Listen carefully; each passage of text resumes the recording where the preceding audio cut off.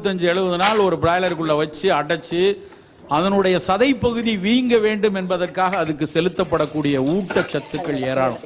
அதை விட மோசமான விஷயம், நம்ம வீட்டில் நம்ம பிள்ளைக்கு அடிக்கடி சளி இருமல் பிடிக்குது அப்படின்னா என்னைக்கோ ஒரு நாள் டாக்டர்கிட்ட கூட்டு போவோம். என்னைக்காவது நம்ம சாம்பாரில் அமாக்சிசிலின், ரசத்தில் அசித்ரோமைசின் இதெல்லாம் சேர்த்து தினம் கொடுப்போமா? மாட்டோம். ஆனால் கோழிக்கு கொடுக்கக்கூடிய தீவனங்களில் தினம் ஆன்டிபயோட்டிக் இருக்கு. தினசரி அதில் எதிர்நுண்ணுயிர் சேர்த்து தான் அதை வளர்க்குறாங்க. இன்னும் சொல்ல போனால் அந்த சென்டர் ஃபார் சயின்ஸ் அண்ட் அவங்க தான் உதாரணத்துக்கு சொல்ல வருது. அவங்க அவங்களும் ஒரு ஆய்வு எழுதியிருக்காங்க.